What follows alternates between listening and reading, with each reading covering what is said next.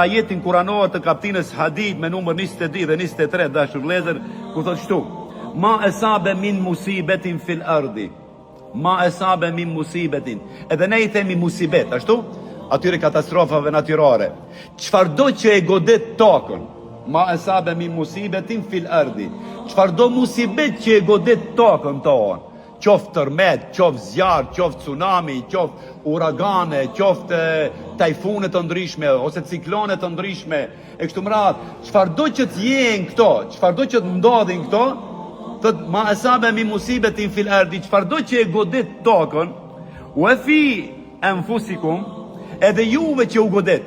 Shkoni, edhe çdo gjë, çfarë e godet tokën, edhe çfarë ju godet juve, nga dami, nga humbje pasurisë, nga smunje të ndryshme, nga sprova të ndryshme, nga marrja një të dashurit të familjes tënde kështu me radhë, çdo gjë që e godet muslimanin, mërzi qoftë, pikëllim qoftë, zhgënjim qoftë, e çfarëdo që të jetë, çfarëdo që e godet muslimanin dhe tokën, Allahu ka krahasuar edhe tokën çfarë e godet, por edhe muslimanin çfarë e godet, illa fi kitabin min qabli an nabra'aha.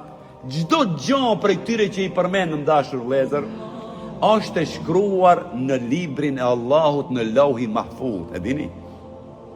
Edhe fera që na hynë në dorën tonë, që na shpon dorën, në dorë qoftë apo në këmbë qoftë, është e shkruar në Lauhi Mahfuz, që natë te libri I mbrojtur ke Allahu xhaleshanu. Do të thonë, sa në imtësira I ka në kontroll Allahu gjërat. Këtë don ta tregoj ajeti kuranor. Çdo gjë, tërmeti që shkojnë në Turqi, tërmetet që shkojnë në Japoni, krejt këto janë të shkruara që nalt. Krejt janë në Lauhi Mahfuz, fi kitabet, illa fi kitab. Këto patjetër që janë të shkruara në librin tonë.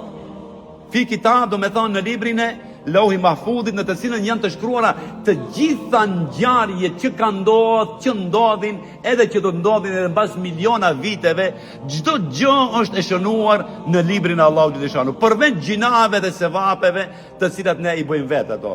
Ato nuk na shkruan Allahu, ato na shkruan mbasi I bëjmë. Do me thonë, Allahu nuk na përzihet a do bësh gjina, a do falësh namaz, a do pish raki. Kjo është dëshira jote edhe liria e veprimit tënd për të cilën do të jepësh përgjegjësi edhe për të cilën ka xhenet dhe ka edhe xhenem.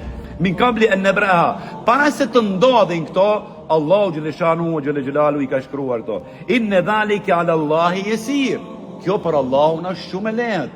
Për Allahun nuk ka asgjë të rëndë. Do të thonë, për Allahun nuk është e rëndë një memorie